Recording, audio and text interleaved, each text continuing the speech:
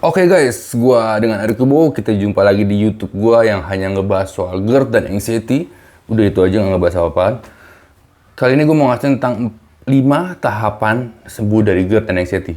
Just tahapan yang udah gue lakuin ya. Gua nggak tahu kalau ya, tapi gue ngelakuin itu. Dan gimana, lo udah di tahap berapa, kasih tauin gua di komen di bawah, oke? Oke, begini ceritanya guys. Gua kan pertama kali kumat itu di 2008 ya. 2008. Pertama kali itu gue minum obat psikiater, dan sayangnya psikiater gue waktu itu tidak mengasih tauin gue gimana cara kontrol mental, gimana cara kontrol emosi, gimana cara gue kontrol kecemasan. Dia sama sekali nggak ngajarin gue. Gue cuma dikasih tahu kalau kumat minum obat, obatnya jangan sampai dilongkap, harus diminum terus. Dan gue minum obatnya selama setahun. Habis setahun udah mendingan, udah nggak ada sensasi, setiap hari minum obat, dan sehari 3 kali gue minum obat penenang dan SSRI ya. Dan akhirnya selama setahun baru gue disuruh tapering off. Tapering off-nya itu 6 bulan. Tapering off itu jadi obatnya diputusin pelan-pelan gitu guys ya. Jadi dari sehari 3 kali minum jadi sehari 2 kali selama 2 bulan, terus 2 bulan lagi sehari sekali, 2 bulan lagi diminum kalau kumat aja. Total jadi 1,5 tahun. Sembuh di 2009 setengah berarti ya, 2009 setengah lah ya. Sembuh, normal nggak ada apa-apa, tapi di 2011 gue kumat lagi. Dan kumatnya 3 kali lipat lebih parah dari yang 2008. Dan itu ngebikin gue kayak, anjrit nih kenapa gitu kan. Dan ini lebih parah, jadi kayak 2008 itu gue masih bisa ke kantor, gue waktu itu masih kerja di bank. Gue masih bisa ke kantor, tapi di 2011 gue kumat itu sama sekali tidak bisa ke kantor. Jadi gue keluar dari kantor, penghasilan gue 0 jadi ya. Gue sama sekali nggak bisa keluar rumah.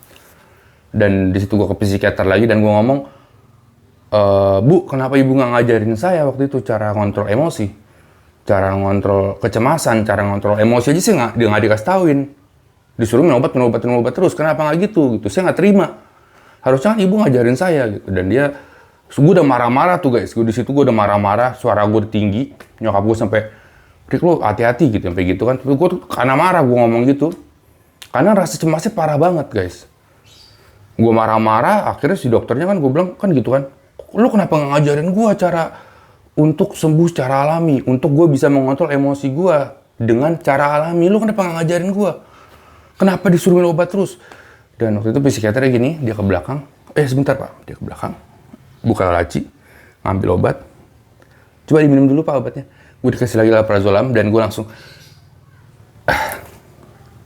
Di hari situ gue langsung ngomong sama Tuhan, gue bilang sama Tuhan, ya Tuhan, gue gak mampu lagi ke psikiater. Jadi zaman dulu belum ada BPJS guys. Bayar sendiri itu sekali psikiater 500 ribuan. Ya Tuhan, gue gak mampu lagi ke psikiater. Dan gue ada lambung sekarang yang cukup parah lagi. Tolong kasihkan gue cara sembuhnya, cara sembuh alami. Kalau gue dapet cara sembuh alami, gue akan ngebantu 1.000 orang untuk sembuh. Dan sekarang YouTube gue ada 100.000 subscriber, kayak udah lebih dari 1.000 ya guys ya. Dan gue udah bikin yayasan, dan di yayasan itu udah ada 1.000-an orang juga lebih. Dan gue udah ngebantu orang dari 2013 di grup Facebook Anxiety Forum Indonesia, nama grupnya. Gue jadi admin di situ, gue bikin buku segala macem, dan sampai sekarang. Pertanyaannya, tahapan sembuh gue gimana? Ya nggak pakai obat ya, Gini, gue mempelajari gini, kesalahan gue dulu di saat gue minum obat psikiater adalah gue tidak mempelajari anxiety itu apa.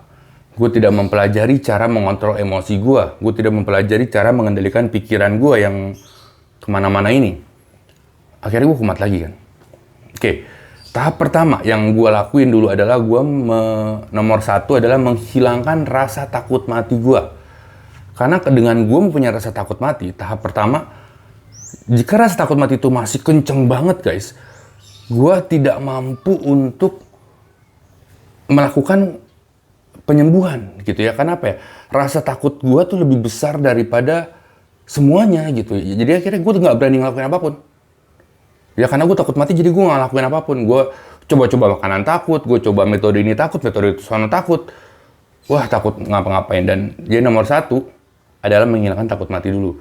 Dan istilahnya mengurangi tingkat ketakutan lo yang segini, yang takut makan, takut keluar rumah jadi segini lah paling nggak. Jadi nggak segini banget, nggak segini lah.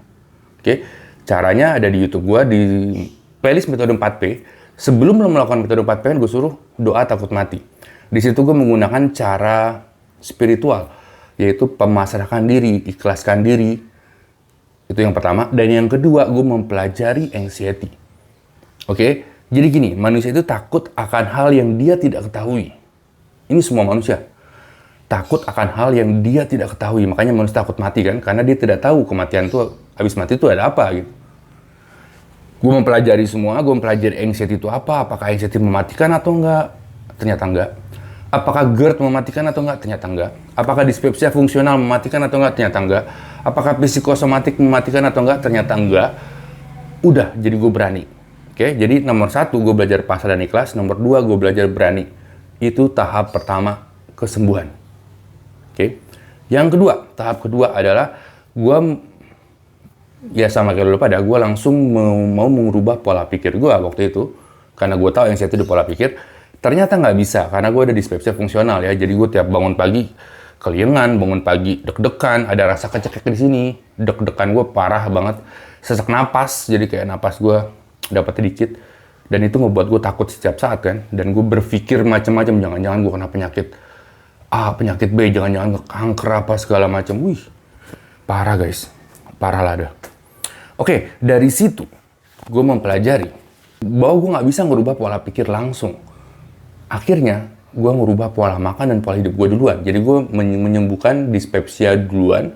Cuman gimana caranya penyembuhan dispepsia ini juga bisa menyembuhkan pola pikir gue. Oke, jadi gue menciptakan pola makan dan pola hidup 3P. Awalnya masih 3P ya, tahun 2014 guys, belum masuk ke 4P. Pola makan, pola hidup. Dengan pola makan, pola hidup ini, gue sudah bisa menyembuhkan GERD gue.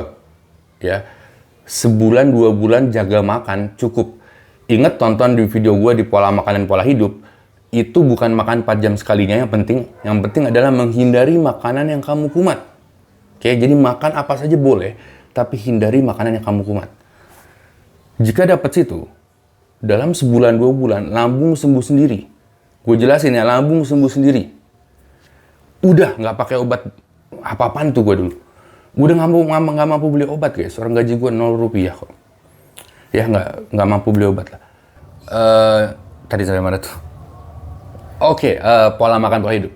Oke, dengan pola makan pola hidup gue bisa menyembuhkan GERD gue. Jadi semua yang kamu rasain tuh kayak sesak napas, keliengan, mau pingsan, leher kecekek, deg-degan, sakit di sini, sakit di punggung, dada panas, kaki kesemutan, tangan panas, itu semua hilang dengan kamu hanya menjaga pola makan dan pola hidup disiplin, cuman disiplin ya, selama 1 bulan. Kalau lo nggak disiplin, 2 bulan.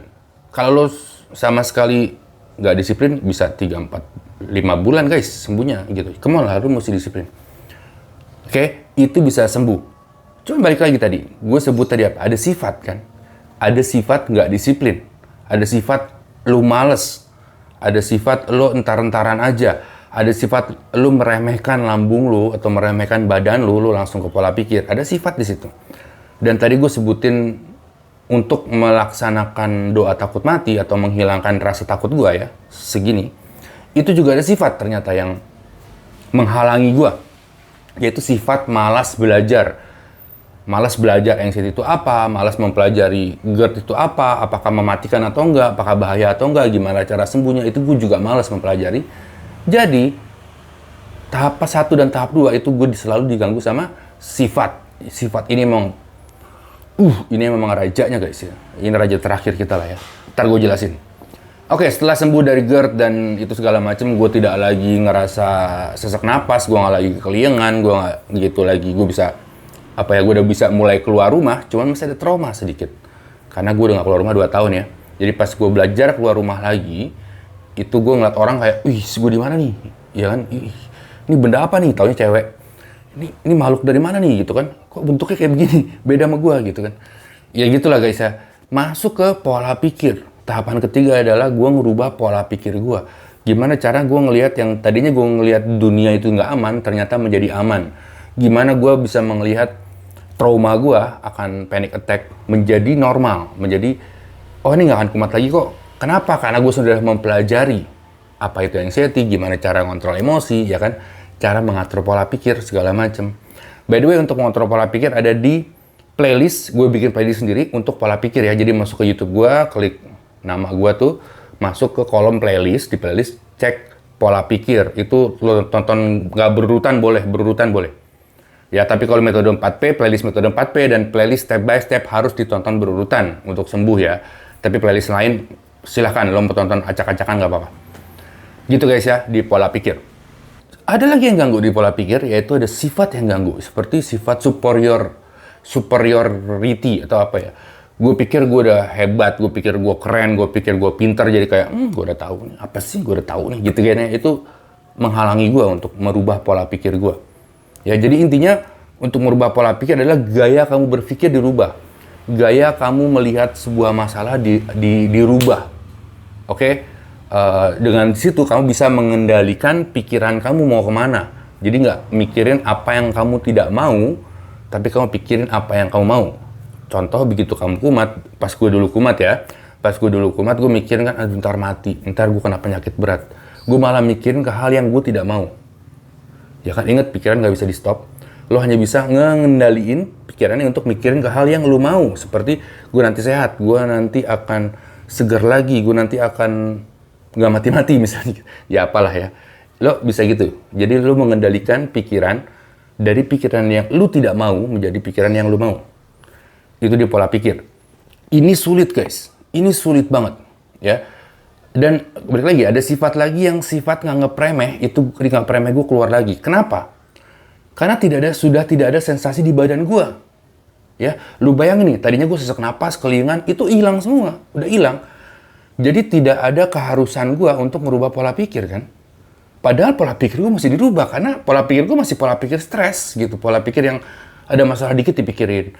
Ada ketidakseimbangan dikit gue langsung, wah ini bisa nih, nggak bisa nih, ini mesti dirubah nih. Jadi perfeksionis gue masih ada. Itu balik lagi, perfeksionis adalah sifat ya, bukan pola pikir. Perfeksionis gue masih ada. Wah, itu parah. Ya, jadi selama gue tidak merubah pola pikir, hidup gue akan stres. Kalau hidup gue akan stres, asam lambung gue naik lagi, bisa kumat lagi tuh GERD, anxiety, psikosomatik, dan panic attack gue gitu kan. Jadi buat kamu-kamu yang udah nyaman badannya, inilah waktu yang tepat untuk kamu ngerubah pola pikir kamu. Ya inget loh, gue kasih tauin lagi ya, jika kamu sudah sembuh dari segala sensasi di badan, itulah waktu yang tepat untuk merubah pola pikir kamu. Tuh. Setelah sembuh masuk situ, gue masuk ke pola keempat, yaitu pola pikir. Kenapa gue bisa masukin 4P? Yang tadinya gue bikin 3P kan? Pola makan, pola hidup, pola pikir. Sekarang jadi 4P. Kenapa? Karena di 2012, gue udah ngebantu orang di Facebook ya, untuk sembuh. Termasuk si Yuni. Yuni itu sekarang jadi admin gue guys. Jadi manajer gue lah ya. Dia udah sembuh. Cuman ada kumat lagi. Gue lihat di situ, oke ini pola pikir udah bagus, pola makan udah bagus, pola pikir udah bagus. Apa yang ngebikinnya kumat lagi? Ternyata ada sifat, jadi kayak sifatnya masih sifat yang ngambekan lah, atau sifat yang apa tuh, clingy lah, stingy lah, perfeksionisnya masih ada, terus antisipatifnya masih ada. Jadi balik lagi, jadi udah setahun, 2 tahun sembuh. Jadi gini guys, di 2012, 2014 itu gue nulis buku kan. 2015 gue launching buku gue lihat nih, kan udah banyak yang baca buku gue ya. Gue lihat yang udah gue sembuhin dari tahun 2012 sampai 2013. Gue lihat lagi, mereka sudah aman, 2015 kumat lagi. Jadi saat gue launching buku, mereka yang sudah sembuh dari 2012, kumat lagi di tahun 2015. 2 tahun kemudian, kumat lagi. Di situ gue review lagi, ternyata ada sifat yang belum dirubah. Makanya gue nulis buku lagi, buku kedua gue tulis. 2016 gue tulis, 2017 dia launchingnya buku kedua. Gara-gara ada orang yang kumat lagi. Di situ gue masukin 4P. Baru gue rubah dari 3P menjadi 4P. Karena ada sifat-sifat yang mesti mereka rubah untuk sembuh total. Dan ini makan waktu bulanan lagi. Ingat loh, sensasi udah nggak ada. Lu udah kayak normal. Dia di tahap ini, gue udah normal. Gue udah bisa keluar rumah, gue udah bisa kerja, gue udah bisa nyari duit. Cuman sifat gue belum dirubah. Berbulan-bulan lagi kita ngerubah sifat ya. Termasuk meditasi, kesadaran. Terus gue mesti mengenal mental gue siapa, diri gue siapa, apa yang gue nggak suka, apa yang gue nggak suka. Kenapa gue nggak suka? Kenapa gue suka? Dan kenapa semua orang harus ikutin mau gue? Itu tuh kayak gitu-gitu tuh, itu merubah sifat. Ini berbulan-bulan guys. Cuman kalau lo bisa sembuh ini, lo akan masuk ke tahap kelima, di mana hidup lo sejahtera gara-gara lo kena anxiety. Ini tahap terakhir.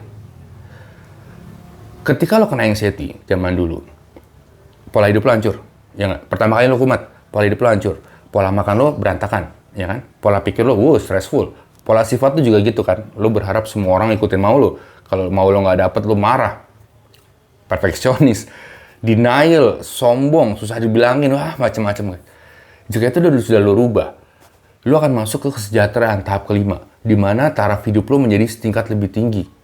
Ya, teman-teman lo mulai banyak, karir mulai gampang, nyari uang kayak mulai gampang, terus lo mulai mental lo stabil, pola pikir lo stabil, keuangan lo stabil, percintaan lo stabil, hubungan antar teman, antar keluarga stabil. Di situ lo sejahtera. Dan kalau sudah sejahtera, anxiety udah nggak ada lagi. Oke? Itu tujuan kenapa gue buat metode 4P. Metode 4P yang gue buat itu bukan untuk nyembuhin GERD dan anxiety, tapi untuk ngebikin kualitas hidup lo setingkat lebih tinggi dari lo yang dulu. Ya, jadi ketika lo sudah sembuh dari anxiety, lo akan menemukan diri lo bukan kayak diri lo yang dulu, bukan. Lo akan berubah jadi diri lo yang jauh lebih baik dari yang dulu. Jauh lebih baik, jauh lebih pengertian. Lo lebih mengenal apa itu hidup, lo lebih respect akan orang lain, lo akan ngebantu orang lain, lo akan tahu kenapa lo dilahirkan, gitu. Dan gue rasa itu tujuan kenapa lo dan gue kena anxiety. Karena mungkin zaman dulu kita sebelum kena anxiety kita pernah doa gini guys, ya Tuhan, rubahlah saya menjadi orang yang lebih baik, ya kan? Rubahlah saya menjadi orang yang lebih baik. Tuhan dengar doa lo, langsung dikasih anxiety biar lo berubah jadi lebih baik. Ya, dan akhirnya ketika lo ngerubah sifat, lo akan jadi lebih baik. Itu guys ya, itu 5 tahapan sebuah anxiety. Dan by the way, di metode 4P, sebetulnya itu diterancang untuk merubah pola sifat. Kalau lo sadar ya, kalau lo pelajari metode 4P, entah dari YouTube atau ikut webinar, yang gue akan tiap bulan webinarnya, lo akan ngelihat tujuan itu bukan merubah pola pikir, tapi merubah pola sifat. Untuk bisa ngerubah pola sifat, lo rubah pola pikir lo, ya kan? Untuk bisa ngerubah pola pikir, yang lo rubah apa dulu? Pola hidup. Ya dengan pola hidup teratur, pikiran lo teratur. As simple as that. Untuk merubah pola hidup, lo butuh merubah pola makan ya, 4 jam sekali. Terus lo mesti ngelihat makanan apa yang kumat, makanan apa yang bikin gak kumat, itu yang paling penting. Dengan situ muncul kesadaran makanan, dan lalu muncul pola hidup lo mulai teratur, pola pikir teratur, dan pola sifat lama-lama otomatis dia ngikut. Gitu guys ya, itu dari gua. Untuk mengikuti metode 4P secara gratis, masuk ke playlist, klik lagi nama gua, masuk ke situ ada playlist metode 4P, lu bisa ngeliat metode 4P itu kayak gimana. Untuk ngejalanin metode 4P, ya ada video-video yang udah ada PR-PR-nya, itu di video step by step. Tonton berurutan. Metode 4P juga tontonnya harus berurutan. Tapi playlist lain, silahkan tonton berantakan.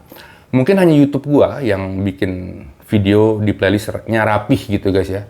Memang gua arsip rapi gitu, jadi kayak lu menonton playlist di sini, lo mau nonton pengalaman gue kumat ya di playlist ini. Lo mau nonton gue exposure terapi di playlist ini.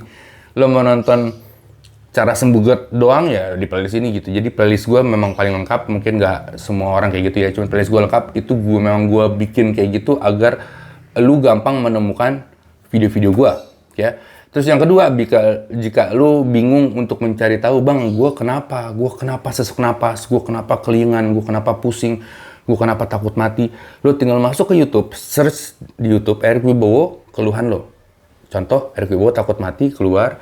Erick Wibowo kaki dingin, keluar. Erick Wibowo sesak napas, keluar. Erick Wibowo kuping bunyi denging, keluar. Erick Wibowo macem-macem guys. Pokoknya lo tulislah kaki kesemutan, takut burung, takut mandi, keluar lah Erick Wibowo takut gitu. Pokoknya depannya Erick Wibowo, sisanya apa yang lo ingin tanyakan. Search di YouTube, keluar. Jadi lo nggak perlu tanyain lagi ke gue di saat gue live atau di saat di DM gue di Instagram ya. By the way, follow Instagram gue untuk dapat info kapan gue ngadain Zoom meeting gratis. Di situ lo bisa nanya-nanya ke gue gratis. Gue sering ngadain seminar-seminar gratis guys. Jadi dan linknya itu ada di Instagram. Jadi follow Instagram gue, nih Instagram gue. Ya gue dengan Erick Wibowo. Like and subscribe. Lo nggak usah subscribe guys ya. Pokoknya yang lo ngerasa ngebantu subscribe. Yang enggak usah juga nggak apa-apa. Gitu guys. Yang penting lo pada sembuh lah semua. Oke, gue dengan Erick Wibowo. Gue founder Anxiety Care Indonesia. Pamit. Bye-bye.